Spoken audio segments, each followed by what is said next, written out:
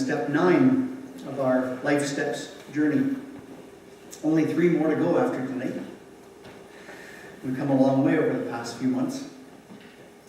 We've moved from recognizing that we have a control problem to trying to live in such a way that by giving up control, we actually gain it. And tonight, as we build on the last step that we took and look to begin restoring some broken relationships in our lives, I'd like to encourage everyone to remember that this is a journey that we're on.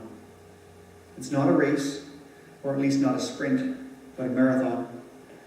And we simply need to continue to put one foot in front of the other in order to make progress.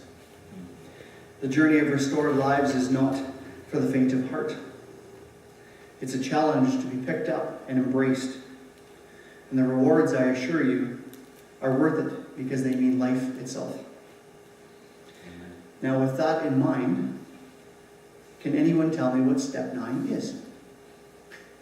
Anybody look it up? Yep. Step 9, made recommends to such people wherever possible, except when to do so would injure them or others. Right on. Candy! As always, there's opportunities to earn candy here at Restorative. And Wayne always wins. Yeah. Make direct amends. To who and for what? Well, if you recall the last step that we took, we compiled a list of all those whom we'd harmed. Harmed through lying, cheating, stealing, you name it. We each have a list of people whom our actions in the past have harmed. The specifics will all look a little different, but the underlying issues and actions all fall into the same camp. They've all led to broken relationships in some way. So in this step, we're going to try and address some of our actions. We're going to seek out those we've harmed, apologize, and make up for it where we can. Easy peasy, right? By lunchtime tomorrow, we should be all caught up and ready to move onward, right? Yeah.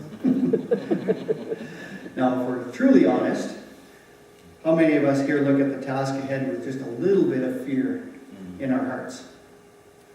Now, I said this step is a challenging one, not for the faint of heart. But if we want to continue this journey of restoration, we must set ourselves to this task and continue to push forward.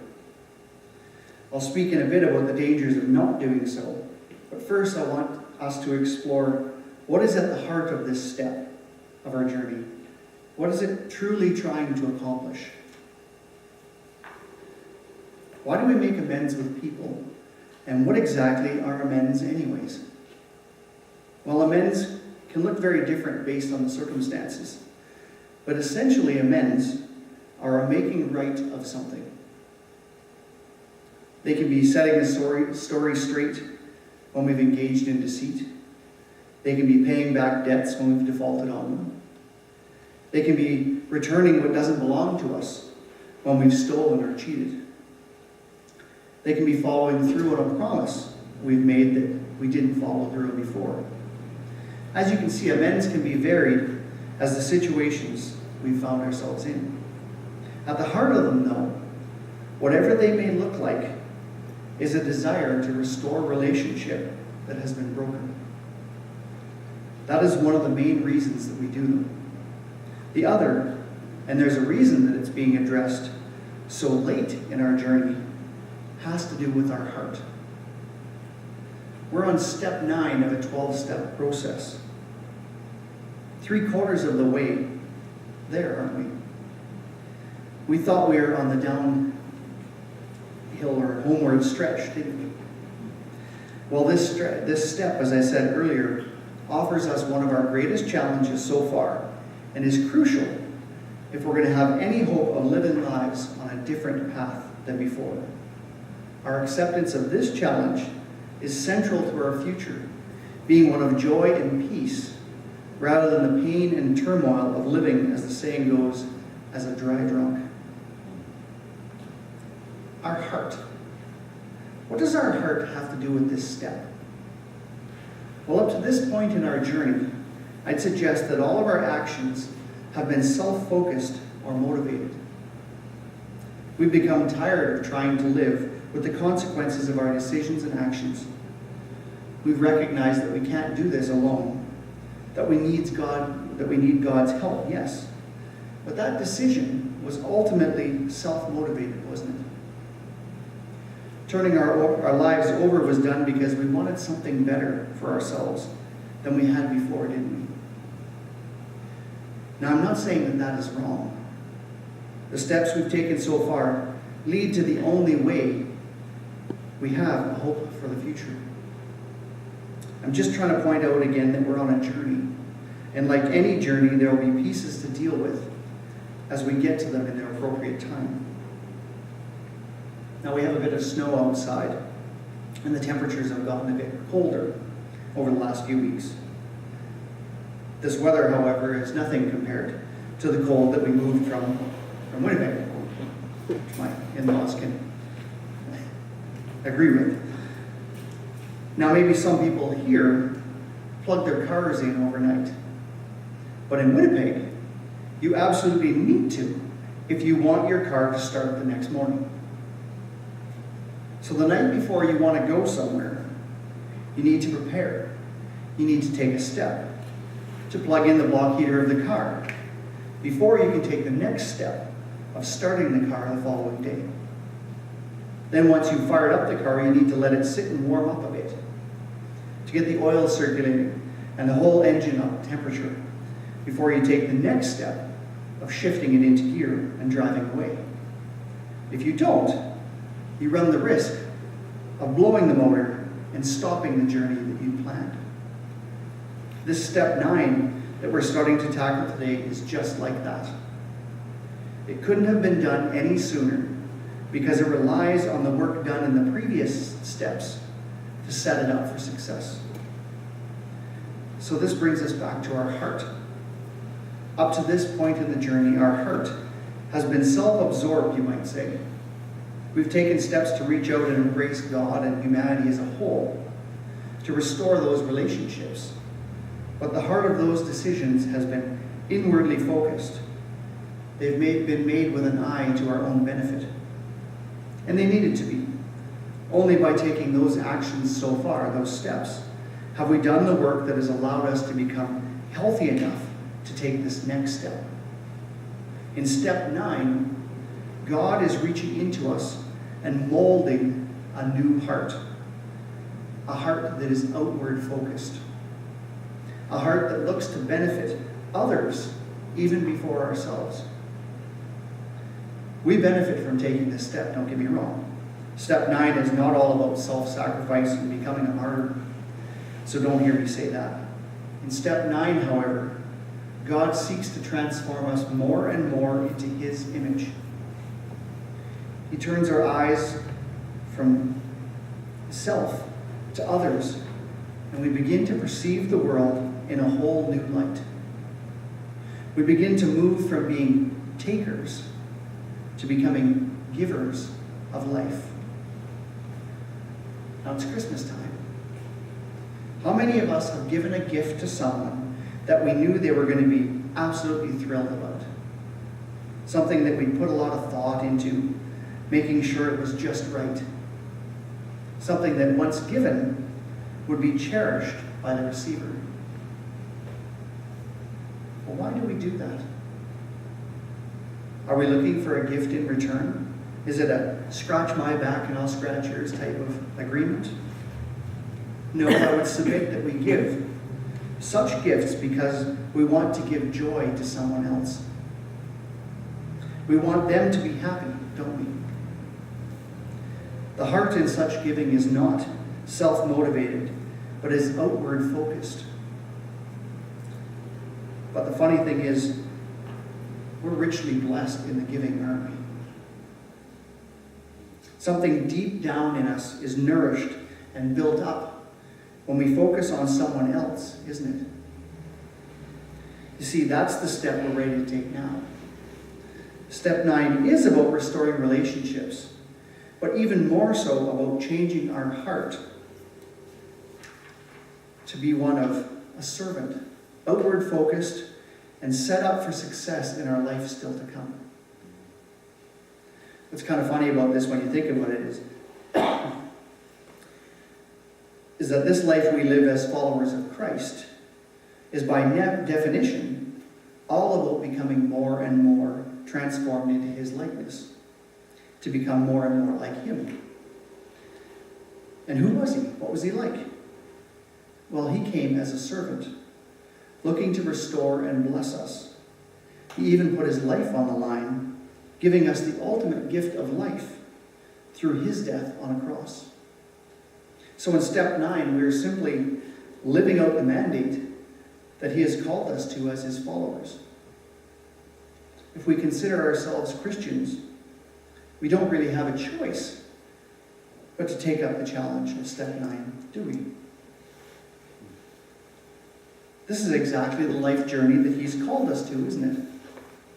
This is part of the reason that I chose to call this series Life Steps rather than 12 steps of something.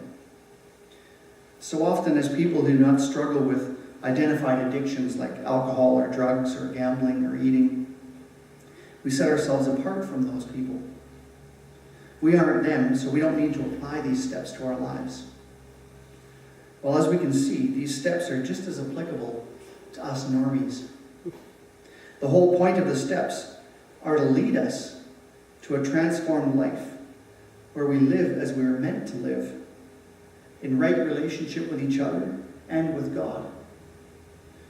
We need to remember that these steps, as compiled by the founders of AA, were drawn from the Bible. They are simply his principles for life. Hence, they are life steps. Now, there are some practical aspects of this step that we can look at, and that's where the story we've been looking at throughout this series, the story of the prodigal son, can help us. Now, can anyone, maybe besides Wayne, tell us where we find that story? Anybody know the reference for it? The prodigal son? Luke.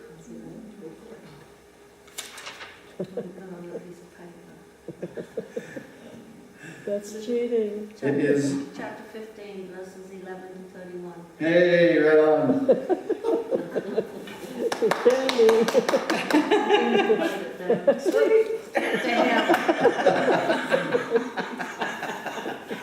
So that was Luke chapter 15, verses 11 to 31. And if we remember, the prodigal son found himself in a far-off land, starving to death, after wasting his inheritance on wild living. Last week, we looked at how he came to his senses, as the text says, and did a step 8. He stopped and thought about how he'd harmed his father and God, and became willing to make amends to them by deciding that he should head home to seek forgiveness. And this is where we pick up the story tonight, in verse 20. I think it was page 730, right? Yeah. Yeah, if anybody wants to look it up. So beginning in verse 20. So he got up and went to his father. But while he was still a long way off, his father saw him and was filled with compassion for him. He ran to his son, threw his arms around him, and kissed him. The son said to him, "Father, I have sinned against heaven and against you. I am no longer worthy to be called your son." Now the prodigal son decided to take up the challenge of step 9, didn't he? We're told that he put his plan into action. He returned to his father. Now in our own step 9s, we may be called to do so as well. We may have to pick up the phone or get in our cars and make contact with someone on our list from step 8. Now I asked earlier, how many of us approach this step with just a little fear in our hearts? Our fears are justified and natural.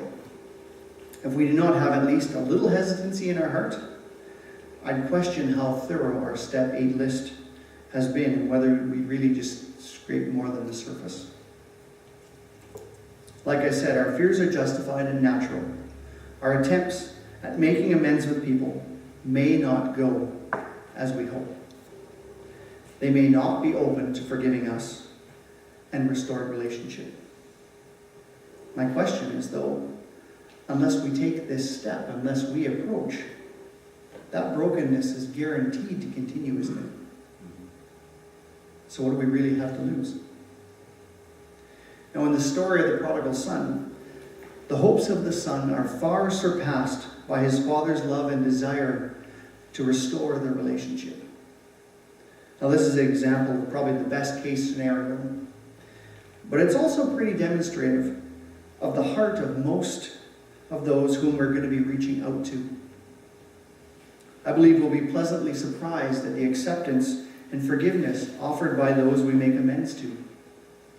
Most of the time, when people see that we're trying to be genuine and really trying to make an honest effort to live differently, they're willing to meet us even more than halfway because they want to support us and see us succeed. We need to remember that we, people, have been made in His image and that He desires community. So we shouldn't be surprised when we as people are drawn toward it, toward its restoration rather than its breaking. Now, in this story, we're called to make amends where possible, unless to do so would harm others. Well, what does that mean exactly? There's a quote from the AA Big Book that I really like and I believe truly sums up the heart of the matter. We must remember that we cannot buy our peace of mind at the expense of others. The harms that we've done in the past have most certainly not been always done in isolation. We may have had partners in crime, so to speak, whose naming would cause grief to them or their relationships. Or we may have done things that, if brought to light too quickly or in an unwise manner, may endanger our own loved ones, our jobs, our homes. Sometimes our amends will have to wait until the appropriate time and place, and our piece of the amends process at this time will be to simply carry the burden of it for now. Now, I'm not saying carry the guilt of it. We dealt with that back in step 5, and we've been forgiven. We may, however, have to live without resolution for a while until God opens up an opportunity to at last deal with an issue. Which leads us to the other side of that same coin when dealing with amends. While at times we may have to wait because to take action could cause more harm, we also have to watch that we're not using such concerns as an excuse not to act. There's another quote from the Big Book that I like. Let's not talk prudence while practicing evasion. This whole step in amends process must be bathed in prayer. That's the only way it will work. Ask for wisdom and opportunities from God to make amends when appropriate. And this is an ongoing process. There may be harms that we've forgotten about and amends not made. We need to keep this in prayer as well, asking that God helps us to keep an open mind to recall those that we've forgotten and to make amends to them. Now, the final piece that I'd like to look at today, and touched on it last step as well, is the danger if we do not take up the challenge of this step. The prodigal son's brother, who had been faithful and stayed home working on the farm, serving his father, at the end of the story, finds himself standing outside the house, angry and alone.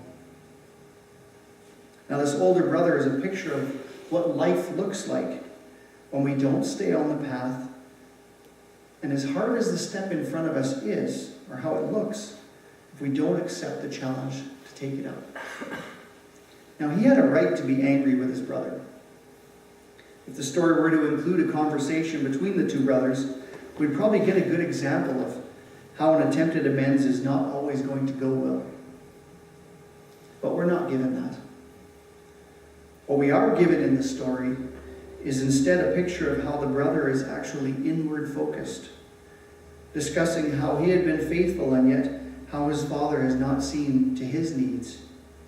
You see, the older brother has not taken a step 9 and allowed God to change his focus, to mold in him a new heart that instead seeks to serve and restore relationship with his brother. And that decision leaves him outside the party, outside life, angry and alone. We need to let this example burn itself into our hearts and minds as we go forward in our own journeys, as we make amends to those we've harmed, and as we respond to those who desire to make amends with us. I pray that we accept the challenge put to us in this step, that we become his image bearers. And as we go into this Advent season, that we are excited at the promise of a baby boy who came into the world to change it forever.